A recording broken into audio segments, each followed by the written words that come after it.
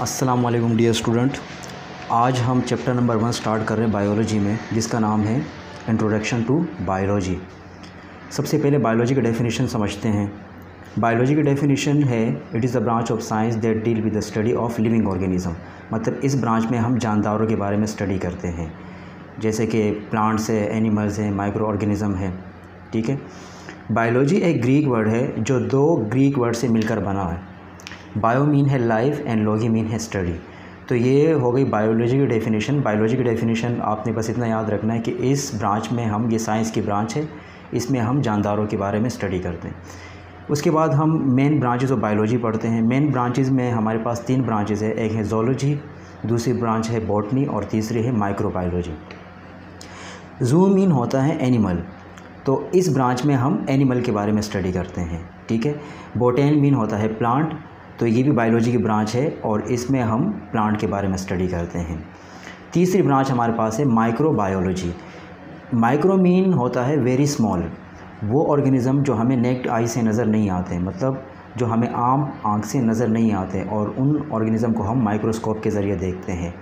तो उन ऑर्गेनिज़म को हम इस ब्रांच में स्टडी करते हैं, जैसे कि बैक्टीरिया है, अमीबा है, ओग्लिना वगैरह है। तो ये 3 मेन ब्रांचेस हो गई, ज़ूलॉजी, बॉटनी एंड माइक्रोबायोलॉजी। अब हम पढ़ते हैं अदर ब्रांचेस ऑफ बायोलॉजी। जो इस तरह तो बहुत सारी ब्रांचेस है, लेकिन यहाँ पर हमने कुछ ब्रांचेस मेंशन की आपके लिए। सबसे पहले हमारे पास है मॉर्फोलॉजी। मॉर्फ मीन होता है स्ट्रक्चर। तो इस ब्रांच में, ये भी बायोलॉजी की ब्रांच है और इसमें हम एक्सटर्नल स्ट्रक्चर के बारे में पढ़ते हैं। ऑर्गेनिज्म का जो एक्सटर्नल बैरूनी स्ट्रक्चर होता है उसके बारे में हम पढ़ते हैं। ठीक है। एनाटॉमी भी बायोलॉजी की ब्रांच है। इस ब्रांच में हम इंटरनल ऑर्गन के बारे में पढ़ते हैं। इंटरनल ऑर्गन क्या है, जैसे कि हार्ट है, स्टमक है, ब्रेन है, किडनी है, उनके स्ट्रक्चर के बारे में और उनके फंक्शन के बारे में हम एनाटॉमी में पढ़ते हैं। तीसरी ब्रांच हमारे पास है बायोकेमिस्ट्री। बायोकेमिस्ट्री में हम उन केमिकल्स के बारे में पढ़ते हैं जो लिविंग बॉडी के अंदर पाए जाते हैं, जैसे कि डीएनए है, आरएनए है, ठीक है, एंजाइम्स है, डिफरेंट टाइप्स हार्मोन्स हैं। अगली ब्रांच हमारे पास है साइटोलॉजी। इसको हम सिंपल वर्डिंग में, आम लैंग्वेज में हम इसको सेल बायोलॉजी भी कहते हैं। तो इसके नाम से ही ज़ाहिर हो रहा है कि इसके अंदर हम सेल्स के बारे में पढ़ेंगे, डिफरेंट टाइप्स ऑफ सेल्स के बारे में, उनके स्ट्रक्चर के बारे में पढ़ेंगे, फंक्शन के बारे में पढ़ेंगे एंड कंपोजिशन के बारे में पढ़ेंगे। उसके बाद हमारे पास है फिजियोलॉजी।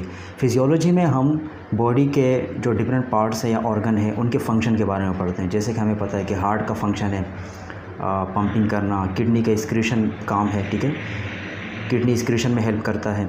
तो इस तरह फिजियोलॉजी में हम लोग डिफरेंट ऑर्गन के फंक्शन के बारे में पढ़ते हैं। उसके बाद हमारे पास जो नेक्स्ट है पैलियोंटोलॉजी है।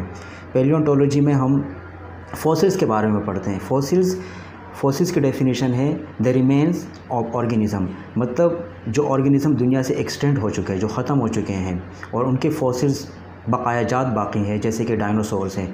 तो इस ब्रांच में हम फॉसिल्स के बारे में पढ़ते हैं। उसके बाद हमारे पास जो नेक्स्ट ब्रांच है वो है हिस्टोलॉजी। हिस्टो मीन है टिश्यूज़, और हमें पता है कि टिश्यूज़ जो है वो सेल से मिलकर बनते हैं। जब सेल्स कंबाइंड होते हैं तो टिश्यूज़ बनते हैं। ठीक है, आपने छोटी क्लास में पढ़ा होगा, क्लास 8-7 में। तो इस ब्रांच में हम डिफरेंट टाइप्स ऑफ टिश्यूज़ के बारे में पढ़ते हैं। वो टिश्यूज़ एनिमल के भी हो सकते हैं और प्लांट्स के भी हो सकते हैं। उसके बाद हमारे पास जो ब्रांच है वो है इकोलॉजी। इकोलॉजी को हम सिंपल वर्डिंग में एनवायरमेंटल बायोलॉजी कहते हैं। एनवायरमेंटल बायोलॉजी का मतलब ये है कि इसमें हम ऑर्गेनिज़म के बारे में स्टडी करते हैं। ठीक है, कि ऑर्गेनिज़म का आपस में क्या रिलेशनशिप है और इन ऑर्गेनिज़म का नॉन लिविंग एनवायरनमेंट के साथ क्या रिलेशनशिप है। तो इस ब्रांच में हम रिलेशनशिप के बारे में पढ़ते हैं between the living organism and their non living environment. उसके बाद हमारे पास है एम्ब्रियोलॉजी। एम्ब्रियो का मतलब होता है वो ऑर्गेनिज़म जो बर्थ से पहले होता है। जो ऑर्गेनिज़म बर्थ से पहले जितने मराहिल से गुज़रता है, जितने स्टेजेस से गुज़रता है, वो स्टेजेस हम इस ब्रांच में पढ़ते हैं। ठीक है, एम्ब्रियोलॉजी में हम डिफरेंट स्टेजेस पढ़ते हैं डेवलपमेंट के दौरान। जो एम्ब्रियो तैयार होता है, जैसे कि सेल कंबाइंड होता है तो टिश्यूज़ बनते हैं, टिश्यू से कंबाइंड होते हैं तो फिर ऑर्गन कंबाइंड होता है तो ऑर्गन सिस्टम, इस तरह ऑर्गन सिस्टम कंबाइंड हो जाता है तो पूरा एक ऑर्गेनिज्म बन जाता है। तो इसमें हम डेवलपमेंट के बारे में पढ़ते हैं, एम्ब्रियो के डेवलपमेंट के बारे में। उसके बाद हमारे पास है टेक्सोनोमी। टेक्सोनोमी में हम और जितने भी ऑर्गेनिज्म है, चाहे वो प्लांट है चाहे एनिमल है, उनकी क्लासिफिकेशन के बारे में पढ़ते हैं। ठीक है, उसके बाद हमारे पास है जेनेटिक्स। जेनेटिक्स में हम उन करेक्टरिस्टिक्स को पढ़ते हैं जो ट्रांसफ़र होते हैं पेरेंट्स से उनके ऑफस्प्रिंग में। मतलब इसमें आप ये भी कह सकते हैं कि it is a branch of biology that deal with those character which transfer from one generation to other generation. तो ये हमारे पास कुछ ब्रांचेस हो गई। अब इंशाल्लाह नेक्स्ट टॉपिक में हम पढ़ते हैं बायोलॉजिकल मेथड। अब हमारे पास टॉपिक है बायोलॉजिकल मेथड। बायोलॉजिकल मेथड का मतलब होता है, या हम लोग बायोलॉजी में अगर इसकी मीनिंग समझे तो इसका मतलब होता है कि इसमें हम वो प्रॉब्लम्स सॉल्व करते हैं या उन प्रॉब्लम्स को, उनके सॉल्यूशन को फाइंड आउट करते हैं जो लिविंग ऑर्गेनिज्म से रिलेटेड होते हैं। ठीक है, और ये बायोलॉजिकल मेथड यहाँ पर 6 स्टेप पे मुश्तमिल होता है। पहला स्टेप हमारे पास ऑब्जर्वेशन, दूसरा स्टेप हमारे पास होता है हाइपोथेसिस, तीसरा स्टेप हमारे पास होता है डिडक्शन, चौथा स्टेप हमारे पास होता है एक्सपेरिमेंट, पांचवा स्टेप हमारे पास होता है रिजल्ट और छठा स्टेप हमारे पास होता है थ्योरी। अब हम पढ़ते हैं ऑब्जर्वेशन के बारे में। ये सबसे पहला स्टेप है और ऑब्जर्वेशन में हम सबसे पहले किसी चीज़ को ऑब्ज़र्व करते हैं, ठीक है, और उसको सेलेक्ट करते हैं, उसके बारे में इंफॉर्मेशन कलेक्ट करते हैं। ठीक है, जैसे यहाँ पर हम मलेरिया के एग्जांपल लेंगे तो यहाँ पर एक साइंटिस्ट था, जो एक फ्रेंच साइंटिस्ट था, उन्होंने ब्लड सैंपल लिया, मलेरियल जो पेशेंट था उसका ब्लड सैंपल लिया और माइक्रोस्कोप से उन्होंने ऑब्ज़र्व किया तो उसमें उनको एक टाइनी क्रिएचर टाइनी क्रिएचर्स नज़र आए और इन टाइनी क्रिएचर को बाद में नाम दिया गया प्लाज्मोडियम। तो ऑब्ज़र्वेशन में हम किसी प्रॉब्लम को सिर्फ ऑब्ज़र्व करते हैं। उसके बाद हमारे पास जो नेक्स्ट स्टेप है वो है हाइपोथेसिस। का मतलब होता है गैस करना किसी चीज़ को, जो या इसको हम इंटेलिजेंट गैस भी कह सकते हैं। ठीक, सबसे पहले जो हम ऑब्ज़र्वेशन में इंफॉर्मेशन कलेक्ट करते हैं और ये इन इंफॉर्मेशन को हम बाद में इंटेलिजेंट गैस का नाम देते हैं। स्टेटमेंट के तौर पे हम उन जो इंफॉर्मेशन हमारे पास, जो मिसाल के तौर पे हमने कहा कि जो प्लाज्मोडियम है, जो मलेरियल ब्लड में प्लाज्मोडियम पाया जाता है, ठीक है, क्रिएचर जिसको हमने प्लाज्मोडियम का नाम दिया था। अब यहाँ पर ये सवाल पैदा होता है कि क्या उसी प्लाज्मोडियम ने मलेरिया कॉज किया है? अगर हम कहते हैं कि हाँ यस, उसी प्लाज्मोडियम ने ही मलेरिया कॉज किया है, तो ये एक गैस होगा, हमारा एक अंदाज़ा होगा और इसको हम फिर क्या कहते हैं, स्टेटमेंट की शक्ल में हम इसको हाइपोथेसिस कहते हैं। अब हमारे पास जो नेक्स्ट जो स्टेप है वो डिडक्शन है। डिडक्शन जो है एक लॉजिकल एक्सप्लेनेशन होती है, या ये एक लॉजिकल एक्सप्लेनेशन कहलाती है हाइपोथेसिस की। ठीक है, इसमें कोई एक्सपेरिमेंटल काम नहीं होता। ठीक है, इसमें हम क्या करते हैं, मिसाल के तौर पे हमने यहाँ कहा था, सबसे पहले ऑब्ज़र्वेशन में हमने ये कहा था कि ऑब्ज़र्व किया था कि एक टाइनी क्रिएचर ब्लड सैंपल में पाया जाता है, मलेरिया ब्लड सैंपल में। ठीक है, फिर हाइपोथेसिस में हमने कहा कि हमारा अंदाज़ा ये था कि ये जो मलेरिया है ये प्लाज्मोडियम से कॉज हुआ है। अब यहाँ पर डिडक्शन में ये है, अगर हम कहते हैं कि ये जो मलेरिया है ये प्लाज्मोडियम से कॉज हुआ है, तो प्लाज्मोडियम जो है, अगर हम 10 बंदे हैं हमारे पास, उनमें 5 को मलेरिया हो गया, 5 जो है ना वो हेल्दी है, तो जो जिनको मलेरिया हो गया है डिटेक्शन में, ये ज़रूरी है कि उन 5 के ब्लड में प्लाज्मोडियम प्रेजेंट होना चाहिए और जो 5 हेल्थी पर्सन हैं उनके ब्लड में प्लाज्मोडियम नहीं होना चाहिए। अब यहाँ पर हम एग्जांपल ले रहे हैं प्लाज्मोडियम की। आपके जहन में आ रहा होगा कि प्लाज्मोडियम क्या है। तो प्लाज्मोडियम आप याद रखें कि हमारे पास प्रोटोजोन होता है। इंशाल्लाह हम लोग आगे पढ़ेंगे, नेक्स्ट जो अगले चैप्टर है उनमें पढ़ेंगे। प्लाज्मोडियम हमारे पास यूकैरियोटिक प्रोटोजोन होता है, ठीक है, और ये मलेरिया कॉज करता है। तो यहाँ पर डिटेक्शन में हमें पता चला कि अगर प्लाज्मोडियम ही कॉज कर रहा है तो फिर जितने भी मलेरियल पेशेंट होंगे उनके ब्लड में प्लाज्मोडियम का प्रेजेंट होना ज़रूरी है। अगर उनके ब्लड में कुछ के मलेरियल ब्लड में प्लाज्मोडियम है और कुछ में नहीं है, तो यहाँ पर जो है हमारा ऑब्जर्वेशन और हाइपोथेसिस जो है ना वो रॉन्ग साबित हो जाएगा और यहाँ पर ही जो हमने ऑब्ज़र्व किया था, हाइपोथेसिस किया था, वो यहाँ पर डिस्कार्ड कर देंगे। तो यहाँ पर ये हमारा जो बायोलॉजिकल मेथड है यहाँ पर स्टॉप हो जाएगा। अब हमारे पास जो नेक्स्ट स्टेप है वो है एक्सपेरिमेंट। एक्सपेरिमेंट में हम काम करेंगे एक्सपेरिमेंटली, मतलब एक्सपेरिमेंट करेंगे। एक्सपेरिमेंट के ज़रिए हम फाइंड आउट करेंगे कि वाकई ये जो प्लाज्मोडियम है ब्लड के अंदर, इसी ने मलेरिया कॉज किया है। अगर ये सही साबित हो जाता है कि प्लाज्मोडियम ने कॉज किया है, तो फिर जो हमारा यहाँ पर एक्सपेरिमेंट होगा, जो हाइपोथेसिस, ऑब्जर्वेशन, हाइपोथेसिस, डिटेक्शन है, उनको फिर करेक्ट तस्वुर किया जाएगा या उनको एक्सेप्ट किया जाएगा। और अगर इस तरह होता है कि एक्सपेरिमेंट से ये साबित होता है कि प्लाज्मोडियम से मलेरिया कॉज ही नहीं हुआ है, तो यहाँ पर ये डिस्कार्ड कर दिया जाएगा, मतलब यहाँ पर ये रिजेक्ट हो जाएगा। उसके बाद हमारे पास जो है ना नेक्स्ट जो स्टेप है वो है रिज़ल्ट। अब हमारे पास जो नेक्स्ट स्टेप है वो रिज़ल्ट है। रिज़ल्ट में हम वेरीफाइड करते हैं, ठीक है, डिटेक्शन एक्सपेरिमेंट को वेरीफाइड करते हैं। और अगर ये वेरीफाइड हो जाता है, जैसे कि हमें पता है कि यहाँ पर हम मलेरिया के बारे में पढ़ रहे हैं, तो मलेरिया जो है ना प्लाज्मोडियम से कॉज होता है। तो यहाँ पर ये रिज़ल्ट जो हमने ऑब्जर्वेशन किया था, हाइपोथेसिस किया, फिर डिटेक्शन किया, एक्सपेरिमेंट किया, तो यहाँ पर रिज़ल्ट से ये प्रूफ हो जाता है कि वाकई प्लाज्मोडियम से ही मलेरिया कॉज होता है, ठीक है, जो मलेरिया डिजीज़ है प्लाज्मोडियम से कॉज होता है। तो ये हमारे पास स्टेप है। और फिर उसके बाद जो हमारे पास नेक्स्ट जो स्टेप है लास्ट, वो है थ्योरी। थ्योरी का मतलब ये है कि जितनी अजम्पशंस होती हैं, मतलब जो साइंटिस्ट फ़र्ज़ करते हैं किसी चीज़ को, और बहुत सारे साइंटिस्ट हैं उनका इस बात पे इत्तेफाक होता है कि हाँ ये बात सच है, लेकिन वो किसी हद तक तो बात सच होती है, लेकिन कम्प्लीटली हम ये नहीं कह सकते। जैसे कि हमारे मिसाल के तौर पे डार्विन थ्योरी है, डार्विन थ्योरी ऑफ एवोल्यूशन, जो डार्विन ने थ्योरी दी है एवोल्यूशन की, तो वो थ्योरी कहलाती है। अगर वो कंप्लीट तरीके से, जैसे हम बात करें कि मिसाल के तौर पे कि अब मैं ये कह दूं कि हार्ट का काम है पंपिंग करना, तो ये तो सबको पता है, ये एक थ्योरी नहीं कि उसमें कोई शक नहीं है, ठीक है। तो थ्योरी वो है जिसमें अभी भी थोड़ा बहुत शक बाकी होता है, और बाद में अगर ये कम्प्लीटली करेक्ट साबित हो जाता है तो फिर ये लॉ में कन्वर्ट हो जाता है, और ये एक कानूनी तौर पर फिर पूरी दुनिया में पढ़ा जाता है। तो ये हमारे पास था बायोलॉजिकल मेथड। पहले हमारे पास स्टेप था ऑब्जर्वेशन, फिर हाइपोथेसिस, फिर डिडक्शन, फिर एक्सपेरिमेंट। पांचवा स्टेप हमारे पास रिजल्ट था, और छठा स्टेप हमारे पास था थ्योरी। तो इसके बाद हम लोग पढ़ेंगे मुस्लिम साइंटिस्ट के बारे में एंड देयर कंट्रीब्यूशन के बारे में। अच्छा, हमारे पास जो भी टॉपिक है वो है मुस्लिम scientist and there contribution in the field of biology, ठीक है। हमारे पास बहुत सारे साइंटिस्ट हैं, इस तरह मुस्लिम साइंटिस्ट है एंड अदर साइंटिस्ट है। मैं यहाँ पर कुछ मेंशन करूँगा 4-5 साइंटिस्ट, और उनके आपको बताऊँगा कि इस तरह आपने इनके कंट्रीब्यूशन याद करने हैं। बाकी जो साइंटिस्ट है आपने ख़ुद पढ़ना है, ठीक है। जो मुस्लिम साइंटिस्ट है और अदर साइंटिस्ट है उनको खुद पढ़ना है, और इंशाल्लाह जब आप क्लास में आएंगे तो इसके बारे में मैं आपसे पूछूंगा भी, और इसका बाकायदा टेस्ट भी होगा। आपसे क्वेश्चन किस तरह पूछा जाता है कि write down the 5 contribution of the 5 Muslim scientist, ठीक है। तो आपने इनके कंट्रीब्यूशन के बारे में लिखना है। जैसे कि अब यहाँ हमारे पास जो पहला साइंटिस्ट है अब्दुल मलिक आसमाई है, इनके यहाँ पर कंट्रीब्यूशन है। ये एक फेमस और एक अजीम ज़ूलॉजिस्ट था अपने टाइम का, और उन्होंने बहुत सारी किताबें लिखी थी। किताबों के नाम यहाँ पर ये मौजूद हैं। अल-खैल है, जैसे कि ये हॉर्स के बारे में लिखी थी उन्होंने। अल-इबल कैमल्स पे लिखी थी। खलकुल इंसान उन्होंने इंसान के बारे में लिखी थी। तो इस तरह की किताबें हैं, इन किताबों के आपने नाम याद करने हैं। और अगर आपसे पूछा जाए कि अब्दुल मलिक आसमाई की कंट्रीब्यूशन लिखे, तो आप इनकी किताबों के 2 या 3 किताबों के नाम, अगर वो पूछा जाता है कि 2 किताबों के नाम लिखे, तो आप 2 किताबों के नाम लिख सकते हैं, ये याद करके जाएंगे आप।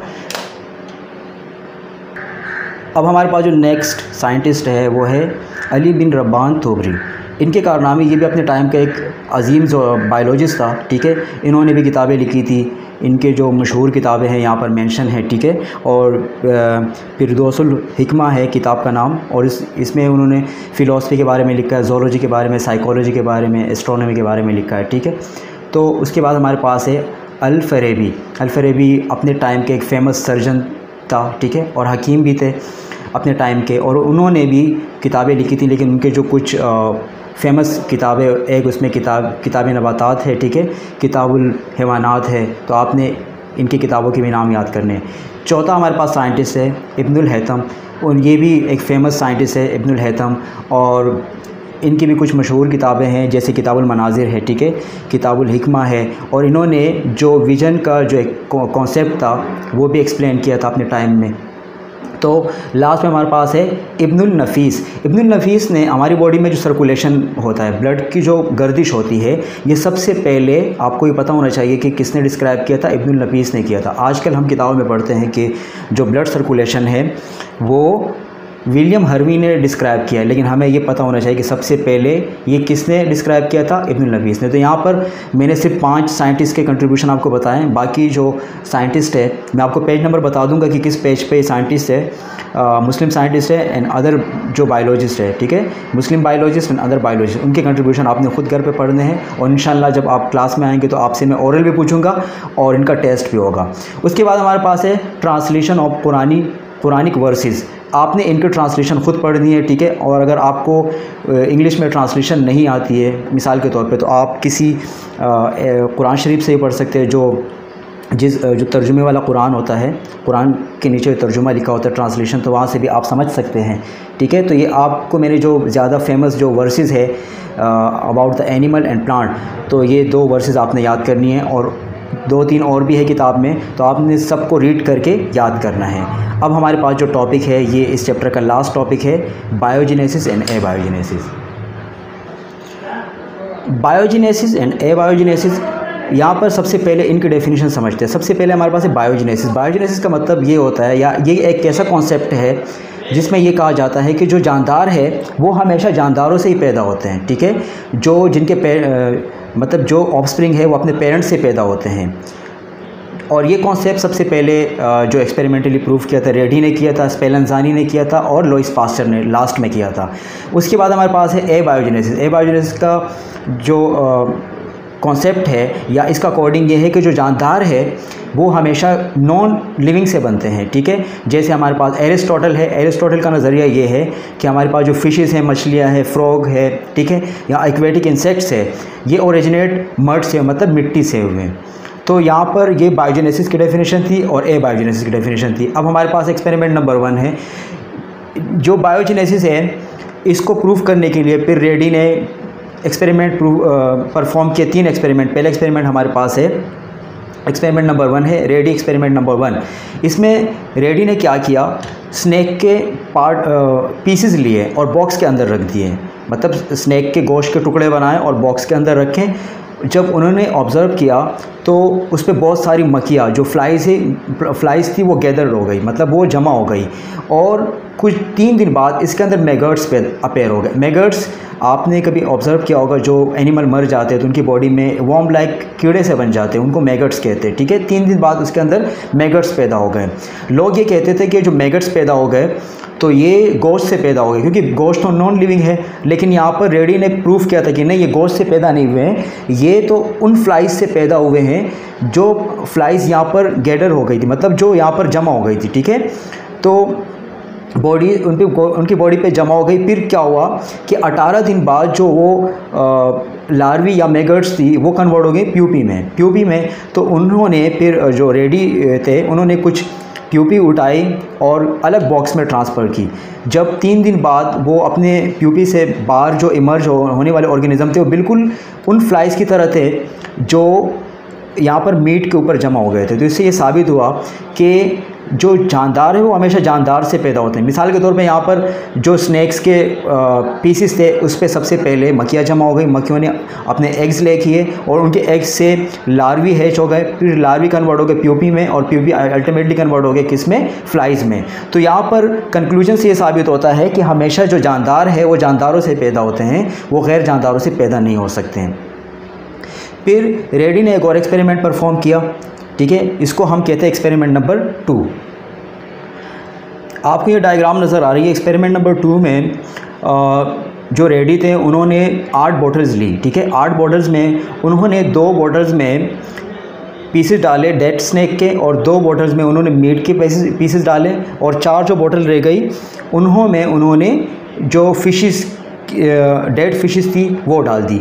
उन्होंने क्या किया, इनमें 4 बोतल ओपन खुली छोड़ दी, ओपन रहने दी, और 4 जो बोतल्स थी उनको क्लोज कर दिया। आपको ये नज़र आ रही है, यहाँ पर 4 जो बोतल्स है ये क्लोज हैं और 4 ओपन है।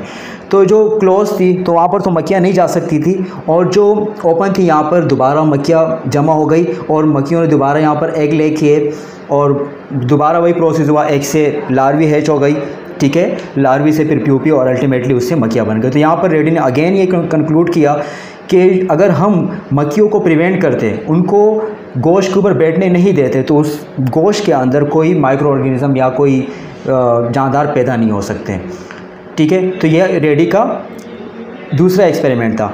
अब यहाँ पर कुछ लोगों ने क्रिटिसाइड किया, उन पर तनकीद किया कि अगर आप बोतल को बिल्कुल बंद कर दोगे तो फिर उसमें ऑक्सीजन कैसे जाएगी, अगर ऑक्सीजन नहीं जाएगी तो फिर ऑर्गेनिज्म ही पैदा नहीं हो सकते हैं। तो फिर रेडी ने क्या किया, एक तीसरा एक्सपेरिमेंट परफॉर्म किया। ये आपको डायग्राम नज़र आ रही है, जो आपको ये फिगर नज़र आ रही है, इसके अंदर आपको एक बोतल नज़र आ रही है, एक और बोतल के ऊपर एक जाली लगी हुई है, ठीक है। जाली जो है, अब इसके अंदर ऑक्सीजन तो जा सकती है, लेकिन इसके अंदर जो है ना मक्खियाँ नहीं जा सकती। तो यहाँ से दोबारा ये प्रूफ हुआ कि यहाँ पर कोई ऑर्गेनिज्म पैदा नहीं हुआ। तो यहाँ पर तीनों एक्सपेरिमेंट में रेडी ने ये प्रूव कर दिया कि हमेशा जो ऑर्गेनिज़म है वो लिविंग ऑर्गेनिज़म से ओरिजिनेट होते हैं, वो नॉन लिविंग ऑर्गेनिज़म से जनरेट नहीं हो सकते हैं, ठीक है। उसके बाद हमारे पास जो नीदम एक्सपेरिमेंट था, तो नीदम रेडी ने, आपको पता है कि रेडी ने जो एक्सपेरिमेंट परफॉर्म किए तो ये किसके फेवर में किए, बायोजेनेसिस के फेवर में किए।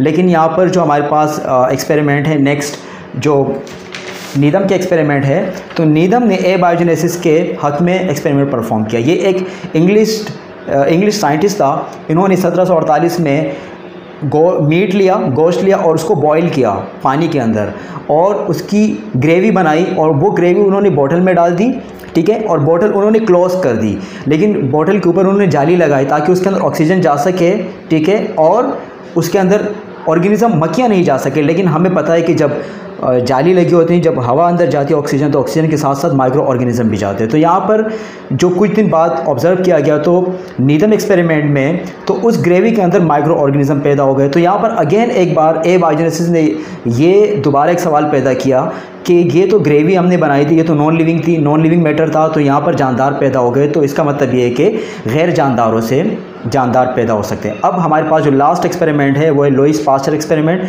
जिसमें लुईस पास्चर ने ये प्रूफ किया था कि हमेशा लिविंग ऑर्गेनिज्म से पैदा होते हैं, और living organism non living organism से पैदा नहीं हो सकते हैं।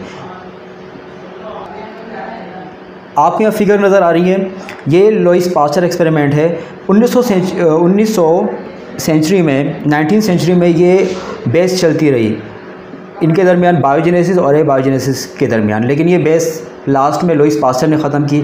उन्होंने एक एक्सपेरिमेंट परफॉर्म किया। उन्होंने एक फ्लास्क लिया, यहाँ को फ्लास्क नज़र आ रहा है, और इसकी नेक थी एस टाइप की, ठीक है। उन्होंने एक सोल्यूशन बनाया, सोल्यूशन में उन्होंने यीस्ट प्लस शुगर वाटर डाला, ठीक है। और इस बॉटल के अंदर जो हमें ये फ्लास्क नज़र आ रहा है, इसके अंदर उन्होंने सोल्यूशन डाल दिया और उसको फिर बॉईल किया। बॉईल करने के बाद बिल्कुल कूल किया। कूल करने के बाद इसका जो स्टीम था वो बाहर रिलीज़ कर दिया कंप्लीट। तो जब पता चला तो कोई भी ऑर्गेनिज़म यहाँ पर पैदा नहीं हुए, क्योंकि हमें पता है कि ये जो एस टाइप की जो आपको नेक नज़र आ रही है, इसके अंदर ऑक्सीजन तो जा सकती है, लेकिन इसके अंदर माइक्रो ऑर्गेनिज़म नहीं जा सकते। तो यहाँ पर ये साबित हुआ। अब अगेन यहाँ पर तो कोई ऑर्गेनिज़म पैदा नहीं हुआ।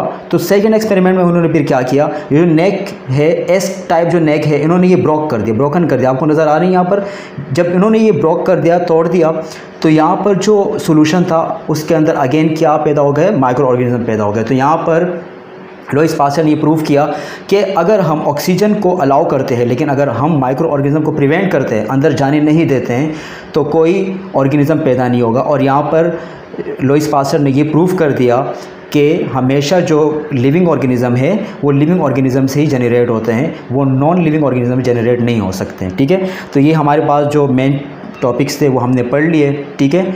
और अभी मैं आपको बताऊंगा कि आपका होमवर्क क्या है या आपके असाइनमेंट क्या है, आपने इसके अलावा क्या क्या खुद पढ़ना है, घर पे रीड करना है, अभी मैं बताता हूँ, ठीक है।